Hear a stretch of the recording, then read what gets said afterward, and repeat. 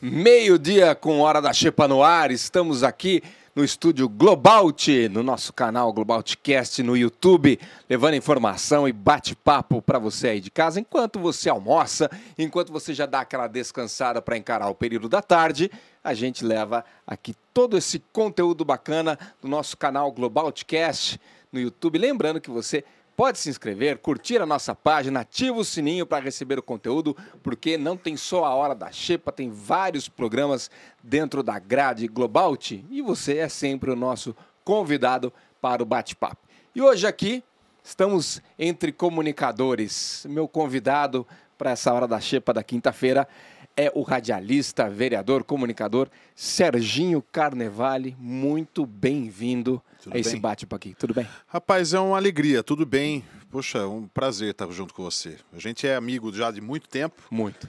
A gente já jogou bola junto. Caramba, hein? Você era o Jardel do Irineu Penteado, que fazia muitos gols de cabeça. Escutou, diretor? É verdade. Artilheiro, velho. Era artilheiro. Ficava lá na caneca embaixo da trave, mas marcava gols. É que a circunferência ajudava bem, entendeu? Então não errava a bola. Então estamos com dois rapazes com circunferências avantajadas.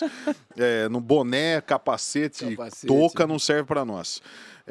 E aí a gente se desencontrou, você teve sua vida profissional, acompanhei você profissionalmente. É um prazer estar aqui com você dividindo a Hora da Xepa. Boa, Serginho. Serginho tem trilhado um caminho, né, com uma herança do aprendizado muito forte do pai, Sérgio Carnevale, tanto como comunicador, quanto na área política, né, como vereador, representante aí do nosso legislativo. Eu acho que eu vou começar com essa pergunta. Você faz o que você quiser. Como foi esse caminho para trilhar para você? Porque meu pai é músico, maestro. Eu tenho contato com a música desde os 6, 7 anos de idade. Mas você é músico também? Músico também. Violino? Violoncelo. Violoncelo. 35 anos de violoncelo. Chegou Seu uma pai hora... no violino? Meu pai em tudo. Tudo que você imagina. Seu pai é o príncipe. O cara toca 20 instrumentos. E chegou uma hora e falei, não, eu vou ser comunicador e seguir outra área. Mas você seguiu os passos. E aí? Olha, Paulo, eu vou falar para você o seguinte, isso foi tudo muito intuitivo. Não foi uma coisa... se eu falar para você que eu esperava 100% que isso ia acontecer na minha vida, eu acho que não. Tanto que eu me formei em Direito. Sou formado em Direito, sou formado em Técnico de Segurança do Trabalho. E depois que eu comecei na rádio, eu me formei em Rádio e TV pelo Senac aqui em Rio Claro. Mas foi uma coisa muito intuitiva. É óbvio que eu tinha um show do meio-dia 24 horas em casa. Então, tudo que as pessoas ouviam na rádio, eu tinha com muito mais tempo. E aí eu acabava, por coisas rotineiras, fazendo coisas similares ao que o meu pai fazia. Óbvio que guardadas as trilhões e proporções. Por exemplo, jogando futebol de botão com meu irmão. Anos 90, 80, 90. Eu narrava os jogos de futebol de botão. E no meio, teve um belo dia, a gente gravava uma mesa redonda. Então eu apresentava muito entre aspas, um programa com meu irmão, a gente comentava a tarde inteira que a gente jogava futebol de botão. Fábio, como é que foi Curitiba e Palmeiras, tal? Conta pra nós, 4-3, tal. E a gente ficava. Até que um belo dia eu peguei e fiz, a gente gravando, eu fiz uma... Eu falei, Fábio, então vamos aos nossos comerciais. E meu irmão olhou, aí eu comecei a fazer um monte de tirações de sarro, propagandas impublicáveis. Né? Meu irmão ria, eu via ele rindo, eu fazia outras. Meu pai um dia pegou essa fita. E aí ele sempre quis que um dos filhos dele fizesse o show do meio-dia. E no fim sobrou para mim, porque em 2004, quando ele foi candidato de novo a vereador, à Câmara de Rio Claro, ele tinha um hiato de 8 anos sem estar na Câmara, ele já tinha 2 mandatos. E aí ele falou, olha, eu quero que você seja o meu substituto, porque se você não for, eu não vou ser candidato. Então colocou uma tonelada no meu ombro. Né? Colocou tudo. A responsa é tua. Mas só que ele já tinha o substituto, que era o Nascimento, que trabalha na Rádio Excelsior, né? Um amigo muito querido, inclusive. Aí ele me convidou, eu estava propenso a negar, até que um belo dia o São Paulo perdeu do Once Caldas, no dia anterior, por 1-0. O Cuca era o técnico do São Paulo. 1-0, 2-1. E eu comecei no dia seguinte, no dia 17 de junho de 2004, na rádio. Eu sei desse caso do São Paulo porque foi o que meu pai me perguntou. Eu estava lendo o jornal, o Lance, lendo o jornal, o microfone estava um pouco longe do que está agora para mim. Onde está a sua garrafa de água estava escrito no ar, meu pai um pouco aqui perto da parede, e o técnico de som atrás, como se fosse essa parede atrás de você. Então eu vejo meu pai, essa história eu já contei muitas vezes, até é uma coisa engraçada, porque eu estava lendo o jornal, meu pai falou: Serginho, o que você achou da derrota do São Paulo ontem? Eu olhei para ele, olhei para a caixinha acesa no ar, olhei para o técnico de som fazendo assim. Né? E falando, se ferrou com outra palavra com a letra F. Eu olho pro meu pai de novo, vermelho, olho pra caixinha de novo, mas isso durou 2, 3 segundos. E aí eu respondi. Rapidamente eu respondi, meu pai já anunciou: olha, o Serginho a partir de hoje vai estar aqui com a gente. Sem comunicar nada. Eu já estava propenso a negar. Democraticamente eu fui convidado a voltar no programa. Chego em casa, minha mãe... Abro a porta, minha mãe, ai, que lindo, senta aqui, conta tudo. Aí eu contei tudo e várias vezes para ela. Então, voltei, isso foi numa quinta, voltei numa terça-feira da semana seguinte, porque daí eu já tinha, vamos dizer, rompido a barreira. Aí meu pai chegou, e aí, você já fez, vergonha você não teve, então vamos fazer comigo. Daí eu comecei a fazer, tive 1 mês e meio para aprender, até o afastamento dele por causa da lei eleitoral. E foi uma coisa muito, muito orgânica. Eu nunca quis ser igual ao meu pai, porque ele... Paulo, ele fez tudo já, né? Então, ele narrou ping-pong. Como é que se narra ping-pong na rádio? Lá vai, lá vem, lá vai, lá vem. Não tem. É uma coisa sem nexo. Dependendo do nível do jogo, narrou xadrez. Pra lá, pra cá. Xadrez, que cada jogada leva meia hora, e o rádio, cada segundo, sem nada, é um latifúndio. Narrou batismo, narrou carnaval. Então, o que você vai fazer igual a ele? Eu não consigo. Então, velório também ou não? Meu pai, velório não, mas se bobear, foi. Se pela Rádio Clube, mais um falecido. Então, ele deve ter feito, nesse momento, o féretro, né? Essas coisas assim. Mas eu, na verdade, Paulo, eu acho que foi tudo uma coisa muito natural. Para mim, na Câmara, foi mais natural do que na rádio. Porque na Câmara era algo que eu via muito ele, desde criança, na Câmara. Então foi um processo de maturação que já foi seguindo mais rapidamente. Agora na rádio, em algum momento achei que eu iria fazer uma participação esporádica no programa, mas não apresentá-lo. E eu tinha muito medo de falar palavrão no programa, né? Porque é um programa tradicional. É, tradicional. Nossa, você vai soltar um palavrão, vai ficar ruim. Então eu segurava muito isso. Até que um dia meu pai soltou um palavrão no programa. Eu falei, eu tô com tanto medo, ele tá soltando palavrão, então por que eu tenho que ter esse medo?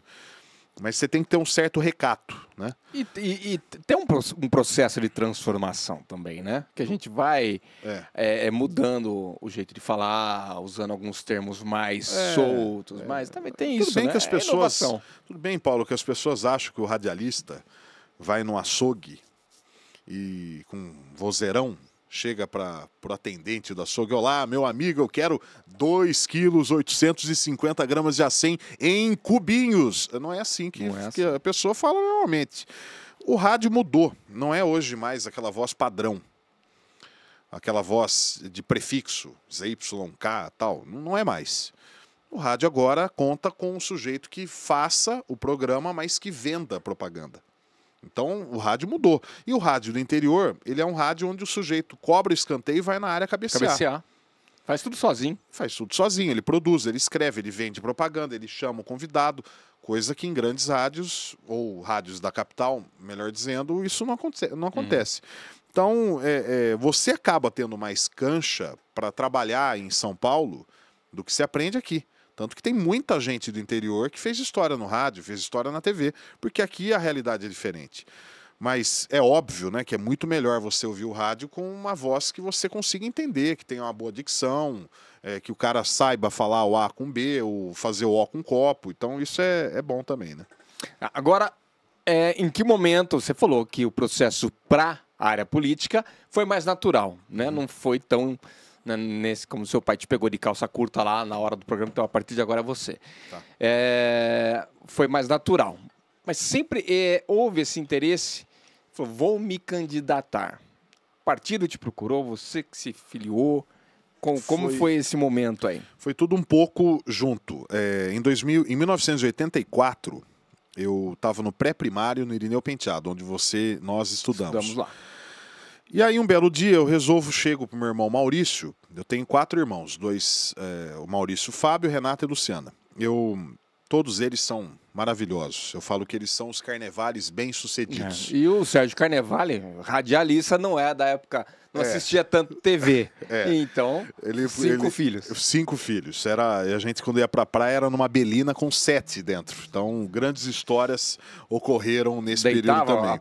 O banco atrás Nada, lá pra ir dormir, ficava galera? 2 no tampão, 3 no meio e 2 na frente. Muito Bagageira em cima e caixa de ferramenta do meu irmão entre as pernas no banco de trás. Ele levava e arrumava, onde a gente ia, ele levava a caixa de ferramenta para arrumar um chuveiro, etc. Mas eu cheguei pro meu irmão e falei assim: ô Maurício, eu quero me ajuda porque eu quero ser candidato no pré-primário. Chego no dia seguinte com os meus amiguinhos de pré-primário e falo assim: olha, eu vou ser candidato. E ninguém tava nem aí, ninguém entendia por que eu tava querendo aquilo. Meu irmão recortou um papel, colocou uma fita crepe atrás, enroladinha, como se fosse um broche, como se fosse um bottom. E vote Serginho, só isso. Vote para essas eleições, vote Serginho, só isso. E aí, 84, 85, eu acompanhei muito de perto, eu tinha 8 anos, eu acompanhei todo o processo da reabertura política, no sentido de casa, óbvio, né? Mas vi aquela eleição indireta entre o Maluf e o Tancredo Neves. Tancredo ganhou, mas não levou, porque infelizmente ele faleceu, entrou o Sarney. Então a política eu sempre gostava de ver debates, gostava de ir em comitê pegar adesivo, como toda criança sempre gostou, adesivo, colocava na parede e tal. Mas como eu tenho um pai político, eu via ele na Câmara também. Então eu achava uma coisa interessante. Eu vi o meu pai se trocar para ir para a Câmara e eu achava aquilo muito bonito, sabe? Porque era uma coisa respeitosa. Ele tomava um banho para ir para a sessão, passava gel no cabelo, fazia a própria gravata, o nó da gravata, colocava o terno, ia todo cheirosão para a Câmara e acontecia. Ele falava, participava e tal. Então isso meio que ficou na genética. Em 2007, eu me filiei ao PFL, que virou Democratas logo depois.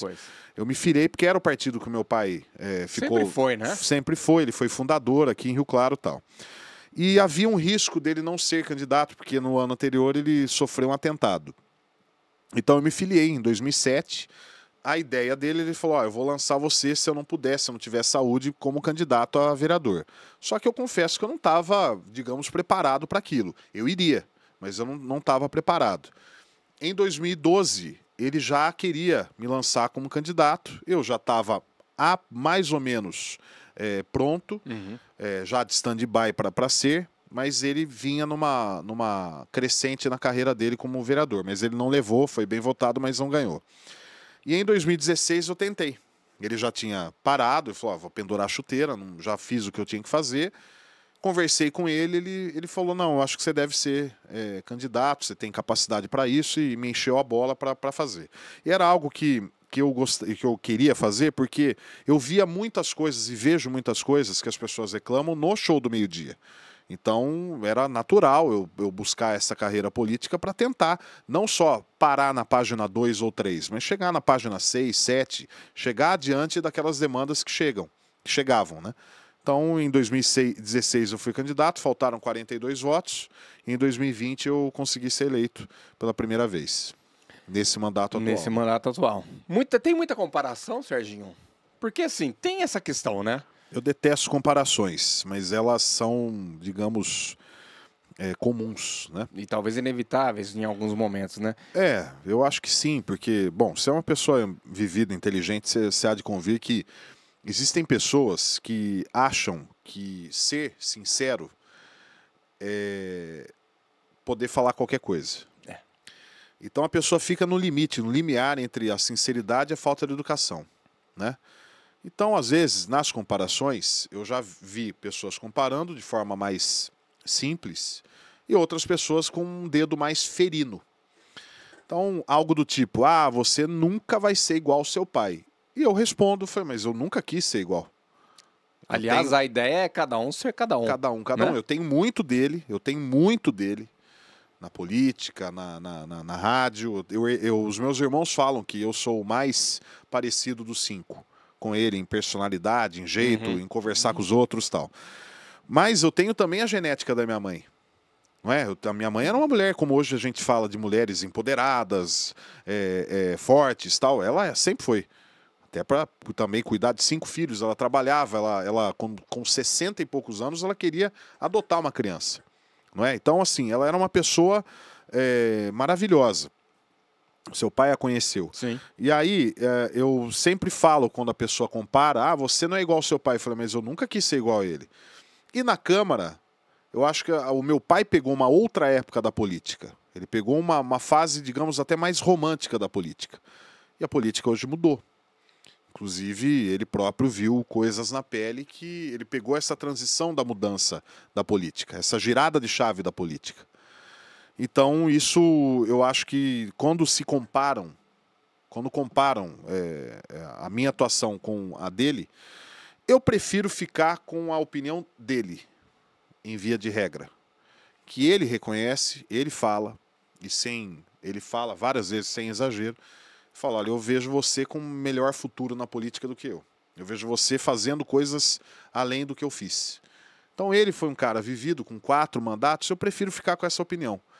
Ainda que, eventualmente, eu esteja na vitrine para ser comparado. Isso faz parte da história. O que é importante para mim é que eu consigo fazer um show do meio-dia que eu, de criança, eu via e imaginava que nunca ia fazer. E faço, um arroz com feijão com um certo tempero bom. E na Câmara eu tenho seguido, tanto que eu falo bastante, isso eu herdei dele. A gente sempre foi de falar muito na tribuna, me posiciono sempre, eu nunca fico em cima do muro. Então, assim, isso é uma coisa que eu herdei dele. Então, comparações vão existir, eu não gosto de fazê-las, né? As pessoas fazem muitas comparações, mas eu não tenho como evitar, infelizmente. É porque a ideia não é essa, né? Não. Eu sempre também trilhei caminhos que meu pai me levou, né? Como escoteiro, como músico, e todo mundo, não, eu era um pouco mais agitado, vamos dizer assim, né? Então, um pouco mais rebeldinho, bagunceiro. Você era mesmo. Bagunceirão. Bons tempos. A gente brinca, né? Que se fosse da 5ª série, que eu tenho ainda a 5ª série dentro de mim, seria da 5ª C, que é aquela quinta antigamente que você punha só a galera do agito. Eu era da 5ª C. Então todo mundo, mas teu pai é todo... Ah, mas eu não sou meu pai, cara. Deixa eu aqui, que é meu jeitão de ser. Então, beleza. Mas assim, herdei toda a parte boa dele, de competência e tudo mais. O berço, né, Paulo? É isso exatamente. Aí. Mas, agora, falando do Serginho, na política, quais são suas aspirações? Olha, Paulo, eu cheguei... eu sou vice-presidente da Câmara. Meu pai... entrando ainda naquele tema comparações, né? Meu pai tentou ser presidente e não conseguiu por um voto. E foi uma eleição bem conturbada em 93. Eu cheguei à vice-presidência da Câmara. Eu me sinto preparado como vereador. Levo pautas que eu acho que são importantes e atuais. Eu tenho, graças a Deus, um ótimo relacionamento com todos lá na Câmara. Todos os vereadores, eu me dou muito bem com eles. Não há um que eu possa falar que eu não me dou bem aqui, não tenho liberdade para falar, colar, não há isso. E eu vou aproveitar esse gancho depois fazer uma pergunta. Então, eu não tenho esse... Da minha parte, eu sempre tenho o coração aberto para aprender e para convergir. Mas... eu não sei o que a política vai me levar. Eu não tenho medo de desafios. Até porque a minha própria pequena, curta e recente biografia mostra isso. Então eu não tenho medo de me desafiar e eu não imaginava estar num programa de rádio famoso, mais ouvido de Rio Claro, da região, e estou. Não imaginava, ainda que era mais fácil imaginar eu ser político do que ser radialista, mas virei vereador. Então eu não tenho essa aspiração para agora de algum outro posto na política. Mas eu não deixaria de tentar caso fosse possível, mas sempre com o pé no chão. Eu não tenho a ideia de de colocar um punhal em ninguém, não. Eu procuro fazer a política de uma forma muito leal, muito correta, que era o que o meu pai também me ensinou. Meu pai sempre falou que a política é também uma arte da lealdade. Então, é o que eu procuro fazer na minha carreira. Isso é um aspecto muito interessante, porque a política, principalmente nos últimos anos, ela tomou um ar de polarização, né? uma fatia de polarização de grande parte das pessoas que chegam a se odiar. Né? Nas últimas eleições, principalmente, o que eu ouvi de relato de grupo da família do WhatsApp que se desfez e não se falam, nunca mais se falaram por conta de opiniões políticas divergentes, não está escrito. Sim. E realmente a política ela tomou. E muitas vezes as pessoas, né, relatam, né, falam de um recorte de um evento do município. Ah lá, os caras se dizem adversários e até usam erroneamente a palavra inimigos, mas estão tudo junto lá. Falta compreensão das pessoas do que é a política de fato, na sua opinião, porque posições políticas significam divergentes, significam não poder comungar de parte de opiniões? Assim, eu vou falar um relato muito pessoal. A última ou a penúltima sessão da Câmara, que a gente está no período de recesso, a última ou penúltima, eu fiz um pedido de vistas sobre um projeto que envolve uma área lá no Jardim Araucária. Uhum. E eu perdi o pedido de vistas. O que seria o pedido de vistas para o seu internauta acompanhar? É um pedido de uma pausa do projeto, uma pausa do processo. Então, ao invés de votar naquele dia, se votaria em outro dia. Isso é para uma análise mais aprofundada. Uma análise mais apurada, aprofundada e tal. E eu pedi e perdi o pedido, porque ele é votado. Então eu vou fazer um pedido de vistas sobre o meu projeto, então nós aqui vamos deliberar, votar sobre ele. Eu perdi. Eu fiz a defesa do porquê que eu estava pedindo e eu perdi. Mas as opiniões em contrário, daqueles vereadores que queriam que o projeto continuasse, que fosse votado, eu gostei. Porque assim, isso que faz parte também da política. A diferença é salutar, é importante ocorrer. Então assim, eu acho que realmente as pessoas precisam entender, e até do meio político, de que a divergência ela é desde que não desrespeitosa, não canalha, não pessoal, ela acontece, é normal. Então assim, eu já divergi de companheiros na Câmara, já votei projetos de forma contrária a alguns companheiros da Câmara. Mas nem por isso eu saio de lá com ódio mortal da pessoa. Eu falo por mim. Eu não saio com esse tipo de coisa. Já teve projetos meus que eles foram aprovados sem a unanimidade. Isso para mim pouco me importa, no sentido de que eles foram votados a favor, foi aprovado, mas teve gente que votou contra dentro das convicções, e eu respeito essas convicções. Acho que as pessoas podem e devem ou deveriam entender a política de uma forma importante, porque enquanto a gente demonizar a política, enquanto a gente colocar generalismos nas posições políticas, a gente vai estar sempre limitando por baixo e a gente vai sempre estar deixando de acompanhar o que é importante para nós. A gente faz política, a gente está fazendo agora. Você vai fazer política quando for comprar pão hoje na padaria. A política nada mais nada menos é do que a arte das ideias. É a arte do bem comum. Do bem comum. Então as pessoas confundem a política, que é algo positivo, com a politicagem, que é o que é negativo, que é o que é depreciativo. São as manobras que são realmente ruins e atrapalham o processo da política na cidade. Serginho, como é que você está acompanhando? Você está acompanhando sempre muito de perto, participa sempre ativamente dos eventos e das atividades da cidade. Como é que você está acompanhando o Rio Claro? O que você entende do caminhar de Rio Claro nesse momento? Eu acompanhei muitos prefeitos, acompanhei a história recente de Rio Claro. Eu acho que Rio Claro tem um potencial muito grande para virar páginas, entrar numa rota do futuro. Eu acho que há muitas coisas boas surgindo. Veja, a gente algum tempo atrás, a gente falava de que Rio Claro não tinha eventos não tinha cultura, ou que a cultura estava encapsulada, ou que os eventos turísticos estavam travados. E a gente vê as pessoas confiando um pouco mais nisso, né? Eu vejo, recentemente a gente teve o Festival de Inverno, que foi uma ideia que começou no meu gabinete, depois a minha amiga a vereadora Carol entrou e juntou forças nisso, agregou valor nisso, muito.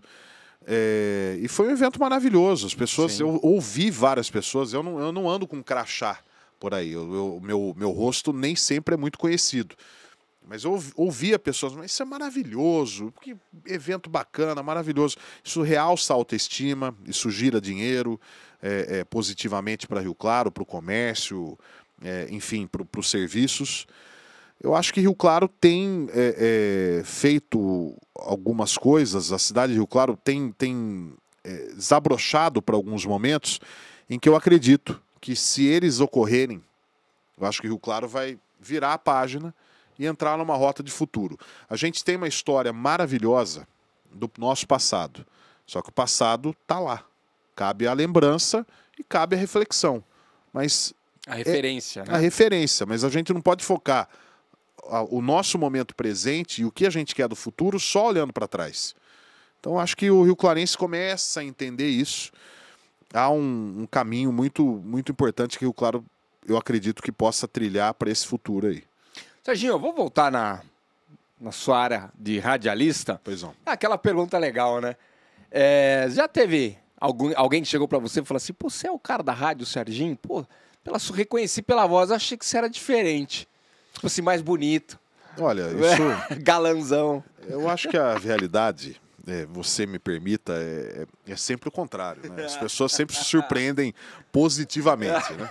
Desculpa isso não acontecer com você, mas... É verdade, o meu já tá lá, todo mundo já mas viu. A já realidade, frustrou todo mundo. A minha frustração para todos os que estão acompanhando agora, há um momento de puro júbilo, né? Pura alegria, né? Com essa minha feição maravilhosa, ainda que estou barbado. Já aconteceram fatos, curiosos, pitorescos. Uma vez eu conheci uma garota logo no início da minha carreira. E aí eu conversando com ela pelo telefone, ela falou, você trabalha onde? Falei, trabalho na rádio. Mas que rádio? Rádio Clube. Porque na época tinha Cultura, Clube, a Excelsior e tinha mais uma. Vou daqui a pouco lembrar, acho que era Itapuã. Que estava lá e tal. A Opção também era. Então tinha 5 rádios. Mas qual rádio? Rádio Clube. Rádio Clube. Mas qual clube que você trabalha? Na Clube AM. Clube AM? Que horário que você faz? Na época era meio-dia que eu entrava, né? Não, na época era 11 horas mesmo, é o mesmo horário de hoje. 11 horas. Ficou um silêncio, assim, constrangedor no telefone. Aí ela falou assim, você... Não acredito. Eu falei, eu não sei no que eu não devo acreditar, ou você, mas acredite, que eu trabalho lá. Você que é o Serginho Carnevale? Eu falei, sou. Ah, não acredito. Falei, você quer que eu faça alguma propaganda, algum quadro do programa? Faz um. Eu fiz um quadro X lá. Uhum. Meu Deus, é você mesmo. Falei, tá, agora você pode explicar por que da... Aí ela, não, porque minha mãe adora você, meu pai gosta de você, eu ouço você também. Tá aprovado na família já, cara, chegou. Tá bom, tal, daí mudou o assunto, mas eu percebi que a ideia, ela gostou, né? Bom, aí a gente marcou um dia pra sair, parei na casa dela, tal, falei, ó, tô te esperando na frente da sua casa, tal, fiquei lá no carro, ela bate no vidro assim, vem cá. Falei, baixei o vidro, falei, o quê? O que você... Vem cá que você precisa entrar, senão eu não consigo sair.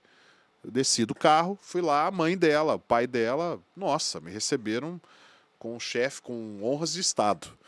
Não acredito que você é o Serginho, que não sei o quê, me abraçou, tal. Então, assim, foi uma coisa diferente. Sobre decepções, eu acho que, no fim, hoje, com todo mundo na internet, todo mundo vai dar uma pesquisada lá no Instagram, no Facebook. Então, assim, não houve, não porque eu não mereça ter esse tipo de descrédito em termos de beleza, mas não houve uma coisa assim mais específica. Já houve casos, por exemplo, de eu chegar em algum lugar E eu, em algum supermercado, por exemplo, eu observar uma pessoa, sabe quando você vê uma pessoa te olhando o tempo inteiro? Daí eu, oi, tudo bem? Ai, oi, tudo bem? Você é o Serginho e tal, não sei o que. Essas coisas acontecem. Mas acontecia quando nós estudávamos no Irineu, quando eu ia em festa infantil, de amigos meus, amiguinhos meus de escola, eu via sempre aquela porta meio entreaberta e alguém da família olhando e apontando para o meu lado. Eu demorei a entender o que era aquilo, mas sempre acontecia isso. Festa infantil, então, por exemplo, eu ia na sua casa, ficava lá, teu pai e tua mãe ficavam olhando para mim. E alguém da família olhando, apontando. E aí eu entrava, continuava na festa, no final da festa, escuta, você é filho do Sérgio Carnevale? Isso na época que eu não estava na rádio. A minha última namorada, Nayara, que faleceu, eu lembro que ela era um pouco resistente a mim. Ela me achava meio besteirento demais, que eu falava muito palavrão. Ah, é tal. mesmo? Aí ela falava isso tal, e ela me tratava meio assim. Um dia me convidaram para uma festa surpresa na casa dela, era aniversário dela. A gente nem tinha começado algum flerte, nada. Chego na casa dela, mas ela descobriu que era festa surpresa. Ela se gabava em falar que ninguém me engana, nunca fizeram festa surpresa. Eu consegui fazer 3 para ela. E ela sempre se enganava. Que não. Não, mas ninguém e tal. Quando chego na casa dela, a minha, que se tornou sogra, estava me olhando, o meu sogro também, a tia dela estava por lá. Então eu comecei a ver um zum, zum, zum. Que eles ouviam o programa, eles sabiam quem eu era, né? Então aí a Nayara viu, opa, ele não é tão desconhecido assim. Ela nunca tinha me ouvido, mas a família dela inteira. Então aí a recepção foi diferente, porque daí ela viu que eu não era um ogro, né? Eu era um cara educado, Aí eu conversava com todo mundo lá e tal. Então, às vezes, isso é uma certa facilidade, né? Ou como às vezes você está em algum lugar, alguém me cumprimenta, não lembro quem é, mas eu ouço você no programa, ou gostei do que você falou hoje, ou ontem, sei lá. Esse reconhecimento público é muito legal. Eu brinquei contigo aí, porque o radialista é mais a voz, mas como você falou, hoje todo mundo sabe quem é, e também tem a pessoa... Mas não ajuda muito não, viu? A voz acho que ajuda É. razoável, mas não ajuda. Mas eu já tive esse problema aí pegando frios, aí a moça que cortava lá sempre brincava, assisti hoje, assisti ontem e tal, e parou uma senhora do meu lado e ficou me medindo, de cima e embaixo. Aí a moça que tava fatiando lá o queijo pra mim, olhou pra senhora, viu que ela tava olhando. É o rapaz do jornal mesmo. Ela olhou pra mim, desse tamanhinho? Nossa, na TV você parece um puta de um homão. Eu falei, as vantagens da televisão, né? De aumentar um pouquinho a estatura. Aí eu falei, não, eu sou pequeno. Uma vez eu fui numa locadora, isso muitos anos atrás, eu fui numa locadora. Aí eu falei, quer saber, eu vou alugar um filme adulto, popular erótico. Chego na locadora, entrego a fita, né? Acho que já era DVD, entreguei. A moça olhou, qual que é o seu nome? Sérgio Montenegro. Falei, não vou falar o Carnevale também, né? Então Montenegro é o da minha mãe.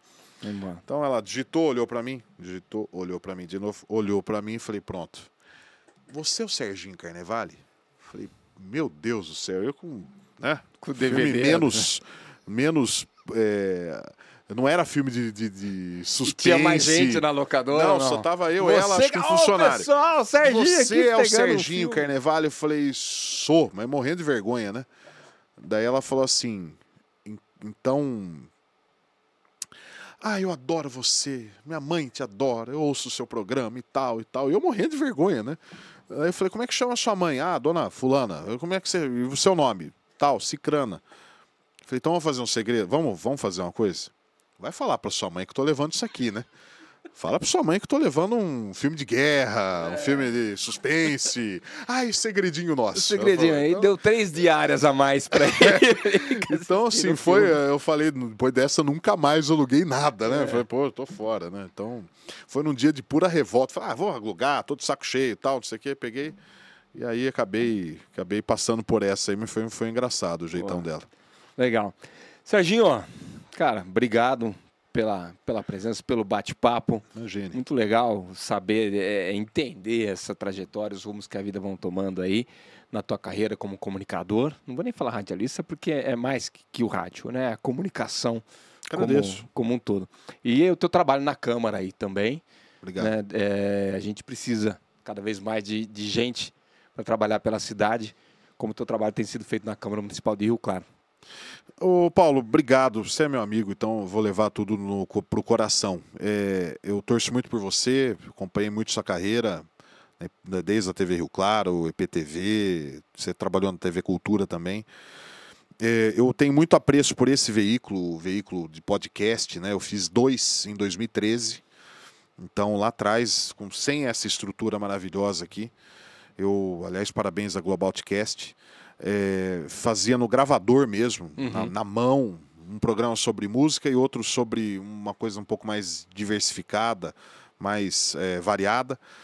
Então, é um veículo que eu gosto, um veículo que dá uma certa liberdade para contar causos e histórias diferentes. Isso é muito legal, né? Eu estou à sua disposição quando você me chamar, eu agradeço, foi uma honra estar aqui com vocês, com você principalmente, e parabéns pelo trabalho, que a Hora da Xepa, que choca com o show do meio-dia, seja muito feliz e que você tenha mais sucesso que você já tem. Obrigado. Serginho, valeu, e vamos fazer coisas juntos também, aí, show do meio-dia, Hora da Xepa, que eu acho que dá samba, sim. Vamos, a hora que você quiser. Galera, a Hora da Xepa fica por aqui, nós voltamos amanhã, meio-dia, direto aqui do nosso estúdio Globaut, o melhor e mais tecnológico da América do Sul. A gente se vê amanhã, até lá, valeu.